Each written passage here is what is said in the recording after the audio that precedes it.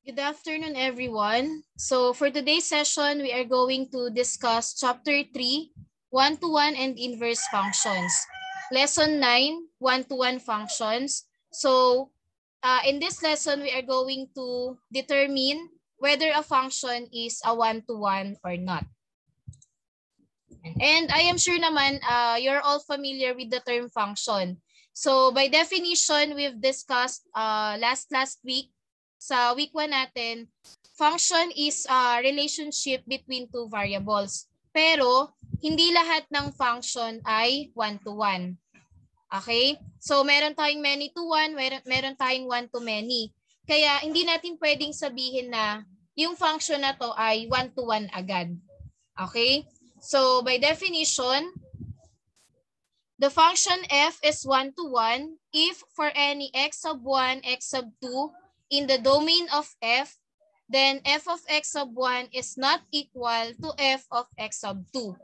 That is, the same y value is never paired with two different values. Okay?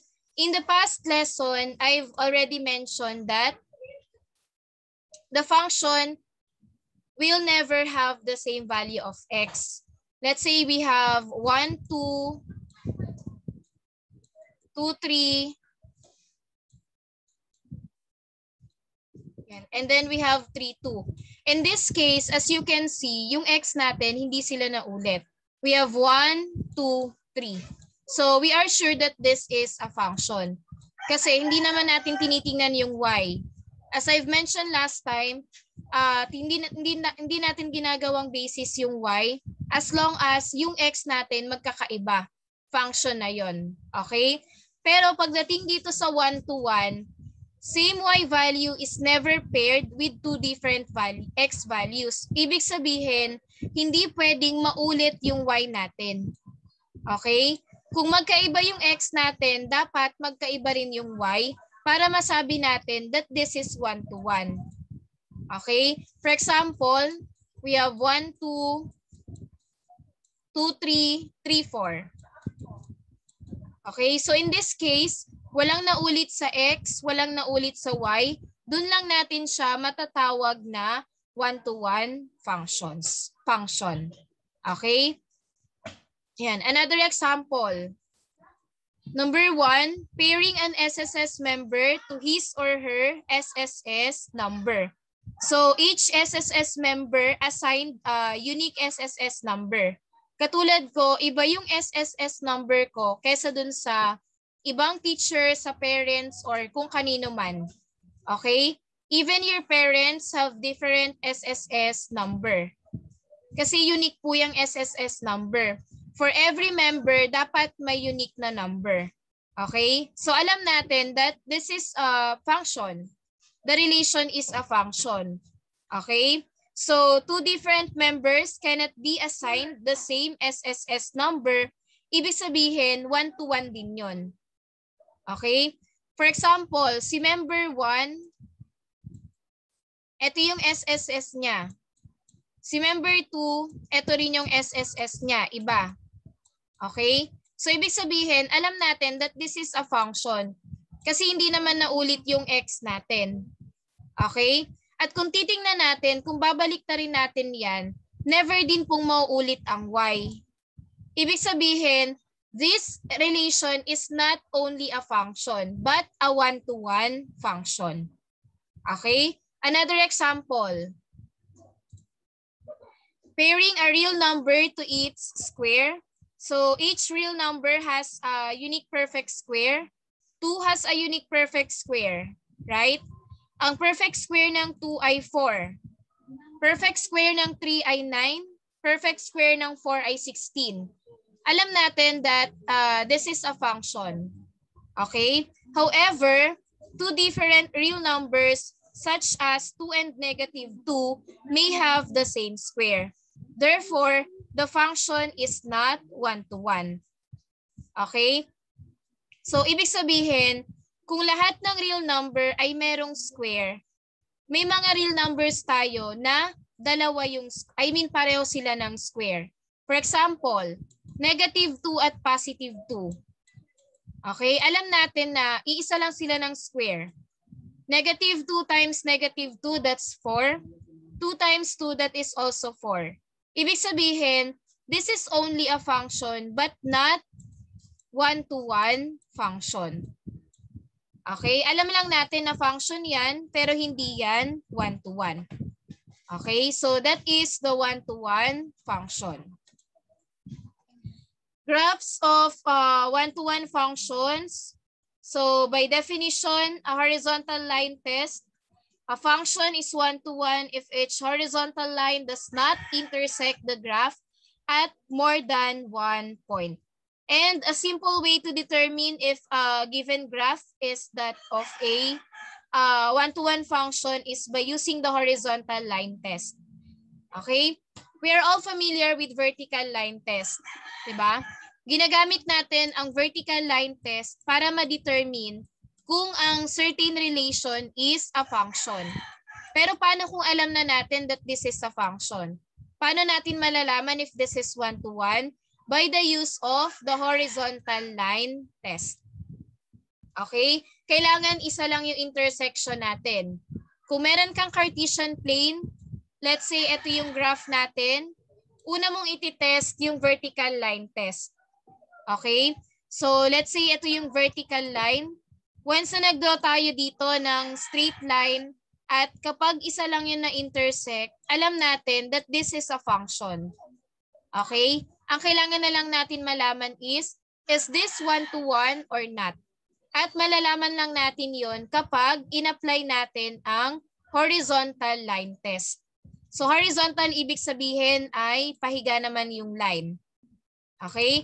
So let's say ito ulit yung graph mo. Separate ko na para hindi kayo malito. Okay, so ito yung mismong graph. Once na nag-draw tayo dito ng horizontal line, meron lang tayong isang intersection. Okay? Ibig sabihin, this function is a one-to-one function. Hindi lang siya basta function. This is considered as one-to-one. Okay? So that's the use of the horizontal line test. Yan. Please take note that all functions satisfy the vertical line test. All one-to-one functions satisfy both the vertical and horizontal line test. Katulad ng parabola. Okay, we all know that parabola is a function, right? So kung may Cartesian plane tayo dyan, pag nag-draw tayo ng parabola and nag-draw tayo ng vertical line, yan, isa lang yung intersection. It will pass the vertical line test. Ibig sabihin, a parabola is a function. Kaya lang, hindi natin siya matatawag na one-to-one. Why? Because it does not satisfy the horizontal line test. Okay? So, once na nag-draw tayo dyan ng horizontal line, ito yon yung green line, meron tayong dalawang intersections. At sabi dito, yan, it does not intersect the graph at more than one point. Kailangan ang pinaka mataas na intersection point natin ay isa lang. Pero in this case, meron tayong dalawa. Ibig sabihin, nag-satisfy lang yan sa vertical line test, but it does not satisfy the horizontal line test. Meaning, function lang yan. Okay? But this is not a one-to-one function. Okay? So, for example, so parang ganito yung example natin kanina. Meron tayong linear graph. Y is equal to 2x minus 1. Unahin natin yung vertical line test. So pag nag-draw ko dito ng vertical line, meron tayong isang intersection. So alam natin that this is a function. Okay? Pero kailangan masatisfy niya yung horizontal line test para masabi natin that this is one-to-one. So, draw tayo dito ng horizontal line. And as you can see, meron tayong isang intersection lang. Ibig sabihin, this function is one-to-one. Okay? Another example. Draw a vertical line. So, pag nag-draw ko ng vertical line, isa lang yung intersection. Therefore, it is a function. pag nag-draw ako ng horizontal line, isa lang din yung intersection. Ibig sabihin, this is also a one-to-one function. Okay? Another example. Draw a vertical line, one intersection point. So this is a function. Draw a horizontal line. Yan. Meron ding isang intersection point. Therefore, this is a one-to-one function. So lahat ng graphs natin na nandito ay one-to-one function. Okay? And syempre, katulad nung in-explain ko kanina, yung parabola, function lang yon, pero hindi one-to-one because it does not satisfy the horizontal line test. Okay? For the next lesson, we are going to discuss lesson 10, inverse of one-to-one functions. This is also under the week 4, chapter 3, one-to-one and inverse function. So in this case, we are going to identify the inverse of a one-to-one function. Take note, sa lahat ng function, ang one-to-one lang ang may inverse. Okay? One to many, many to one, wala po yung inverse. Ang may inverse lang, one-to-one function. Okay? So, by definition, let f be a one-to-one function with domain A and range B. Then, the inverse of f, denoted by f of -1, is a function with domain B and range A, defined by f of -1 of y, or the inverse of y, is equal to x if and only if f of x is equal to y for any y in B. And kung napansin nyo dito, yung domain and range natin sa one-to-one at dito sa kanyang inverse ay pinagbaliktad lang. Okay? Sa one-to-one, ang domain natin ay A. Ang range natin ay B. Pagdating sa inverse, pagbabaliktarin lang natin. Ang magiging domain na natin ay B at ang magiging range na natin ay A. Okay? So, ibig sabihin, dito na papasok yung inverting function. Okay? So, take note po, if the x and y values of a one-to-one function are interchanged, the result is a function. But, if x and y values of a function that is not one-to-one are inverted, the result is no longer a function. Okay? So, meaning, sa lahat ng functions, one-to-one lang ang may inverse. Ito yung tinatawag natin na inverting function. Yan. For example, we have f of x is equal to 3x plus 1. So, in this case, ang gagawin lang natin is to invert or to interchange x and y. Okay, saan ba natin nakikita yung y? Again, yung f of x, it can also be written as y. Ibig sabihin, pagbabalik-tarin lang natin tong dalawa. Okay? Yung y dito, ito yung magiging x, and yung x dito, ito yung magiging y. And so we have y is equal to 3x plus 1. Para hindi kayo malito, yung f of x dito, palitan nyo muna ng y. And then copy the expression on the right side, 3x plus 1. And then, ang gagawin nyo lang po ay interchange yung x and y. Okay, so x and y variables. We'll be having y is equal to x. And then, yung x natin dito ay magiging y. Okay, yun lang ang una nyong gagawin. Pagbalik-tarin nyo lang, walang kahirap-hirap. Okay? Pangalawang gagawin natin is to solve for y in terms of x. Ibig sabihin, hahanapin natin ang value ng y in terms of x. So, syempre, ang kailangan nating itira dito is yung may y.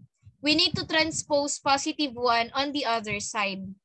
Okay, so we'll be having x minus 1 is equal to 3y. And syempre, hindi naman natin pwedeng i-combine itong dalawa. And since y lang yung kailangan natin, we need to eliminate 3. And we can eliminate 3 by dividing both sides by 3.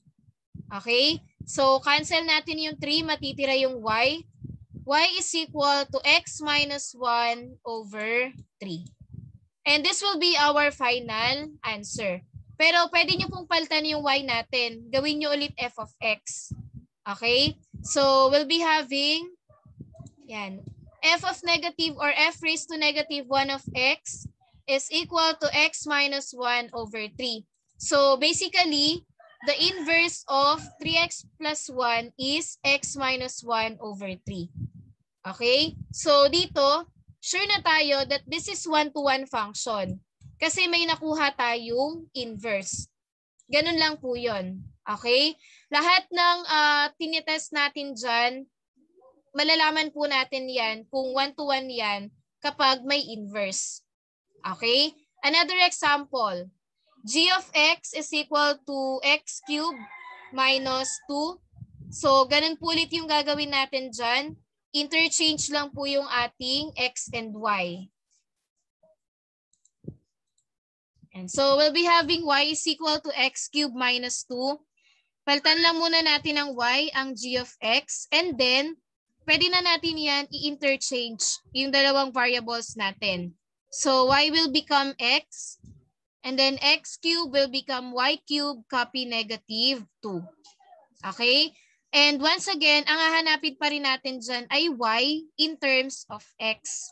So, we need to transpose negative 2 on the other side. We'll be having x plus 2 is equal to y cubed. Okay? And syempre, since y lang yung kailangan natin, we need to eliminate the cube. And may eliminate lang natin ang cube kapag nilagyan natin ng cube root both sides. Okay? So, lagyan lang natin ng cube root both sides. Take note, naglalagay tayo ng 3 sa side pag cube root para ma-distinguish natin alin ang square root, alin ang cube root, or whatever root na hinahanap natin. Okay? Ito, pwede na nating i-cancel. Matitira na lang dito ay y. So, we'll be having the cube root of x plus 2. Okay? So, ito po yun. And this will be our final answer. The inverse of x cubed minus 2 is equal to the cube root of x plus 2. Okay? So, to summarize, sa steps na ginawa natin for these examples, ang ginawa lang natin is in-interchange lang yung x and y variables. Pangalawa, we solve y in terms of x. Okay? So, yun lang po yung gagawin natin para mahanap yung kanyang inverse. And next, for the next lesson, lesson 11, graphs of inverse function. In this case, syempre alam na natin yung one-to-one. Alam na natin yung itsura ng graph nun. Next, hanapin naman natin or alamin naman natin yung graph ng isang inverse function. Okay?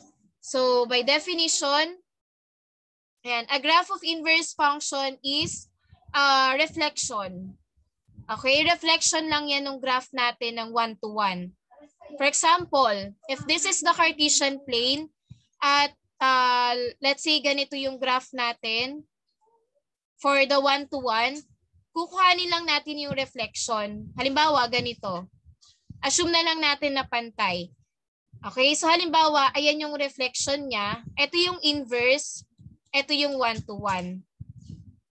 Okay, so again, the graph of its inverse can be obtained by reflecting the graph about the line y is equal to x. Okay, ito madali lang din. Kasi once na alam natin ang domain at range ng one-to-one function natin, malalaman na din natin yung inverse graph niyan. Okay? So, for example, graph y is equal to f raised to negative 1 of x or the inverse of x. If the graph of y is equal to f of x is equal to 2x plus 1, restricted in the domain x such that x is greater than or equal to negative 2 but less than or equal to 1.5 is given below. Okay? So dito, ang domain po natin ay negative 2 and 1.5. Pareho tong domain ha, hindi to x and y. Again, pareho tong x. Okay, so the question is, what is the range of f of x? Una nating hahanapin, ano po yung y natin dito sa ating given 1 to 1. Kasi ito parehong x. Ang kailangan muna nating hanapin is yung y. Okay? So, ito yung magiging graph natin. Graph natin for the 1-to-1 function. And syempre, tingnan natin yung domain natin dyan na -2 and 1.5. Yung -2, syempre ito yon. Okay? Ibig sabihin, ang y natin dyan ay yung katapat nito. Between -2 and -4, nandito ang -3. Ibig sabihin, kapag ang x natin ay -2, ang range natin dyan ay -3. Okay? So, meron na siyang kapartner na y. Kapag ang x natin ay 1.5, ito yon. So, let's say ito yung 1. Probably nandito yung 1.5. Positive 1.5. Yung y natin dito, this is positive 4. So, kung ang x natin ay 1.5, ang y naman natin dyan ay 4. Okay? Ito makukuha nyo lang by inspection ha. Katulad ko, wala tayong ginagamit na computation dito. More on inspection lang. Tingnan nyo lang po yung point of intersection. Tapos hanapin nyo lang kung alin yung nagtagpong lines or points na nandun. Okay? So, tayo natin lagyan ng broken lines para makita nyo. Yan. Ito yung -2 na x. Tapos, kaya natin nalaman yung y kasi yun yung katapat. By inspection lang po. Okay? Tapos, ito, ang x niyan ay, yan, given naman siya, di ba, 1.5. And then, ang y natin dito, yung katapat niyan, that is 4. Okay? So, yan lang po for the 1-to-1 function. Ito yung graph natin para dun sa 2x plus 1. At nakita na natin yung range. Okay, nalaman na natin na ang range natin ay -3 and +4. So, balik tayo doon sa given natin at nalaman na natin yung range, right? We have -3 and +4. So, technically, ito yung magiging range natin. Y is an element of real number such that y is greater than or equal to -3. So, tama yung sagot natin kanina. But less than or equal to +4. Okay? Ibig sabihin, yung -2 ay para dito sa -3. 1.5 ay para dito sa +4. Okay? Next question. What is the domain and range of its inverse? Okay? Actually, ito madali lang. Pero itry pa rin nating isolve. Okay? Hanapin muna natin yung inverse ng 2x plus 1. So, katulad ng ginawa natin kanina, yan, palitan nyo lang po yung f of x ng y and then copy 2x plus 1. So, ang gagawin natin dyan, pagbabalik na rin ng x and y. So, y will become x and then 2x will become 2y, copy +1. After natin pag-interchange yung dalawang variables, we can now solve for y in terms of x. So, since y lang yung kailangan natin, we need to transpose +1. And we'll be having x minus 1 is equal to 2y. Okay? So, in this case, pwede na natin yan i-divide both sides by 2 kasi y lang yung kailangan natin. Cancel 2 and we'll be having y is equal to x minus 1 over 2. Okay? So, technically, the inverse of 2x plus 1 is given by x minus 1 over 2. Okay? So, dito, alam na natin yung ating inverse. Ang kailangan na lang natin gawin dyan is to provide the graph. Madali lang naman yung graph nito. Yan, hindi kayo masyadong malilito dyan. Okay, if this is the 1-to-1, kukuhanin lang natin yung reflection. Okay, kita ba yung reflection natin? Etong unang graph, yan, etong unang line natin, ito yung 1-to-1. Tapos itong may red line, ito yung inverse natin. Paano natin malalaman kung saan tayo maglalagay ng graph? Hindi to basta ano ha, hindi siya basta kung saan yung gustong ilagay, doon yung ilalagay. Hindi ganon. Kailangan pag magbibigay kayo ng reflection, sakto pa rin sa domain and range natin. Okay? So, gawin natin yan. Kanina, gawa natin ng table para hindi kayo malito. Yan. So, let's say ito yung ating 1-to-1. Ito yung ating inverse. Okay? Ang domain natin kanina ay -2. Ay, sorry. Napaliit.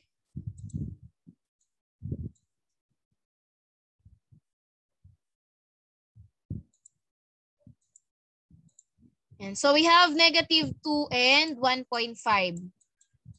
Tama? Ito yung domain natin.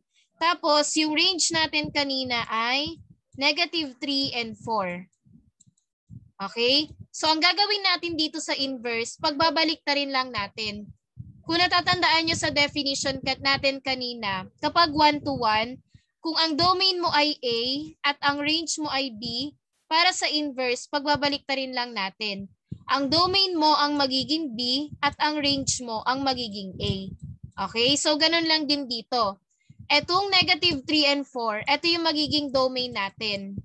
Okay? Tapos, itong domain mo sa 1-to-1, ito yung magiging range. Kumbaga, ganun pa rin, X and Y pa din. Kung ito yung X mo kanina, -2 and 1.5, sa inverse, yun na yung magiging Y mo. Okay? So, vice versa lang po.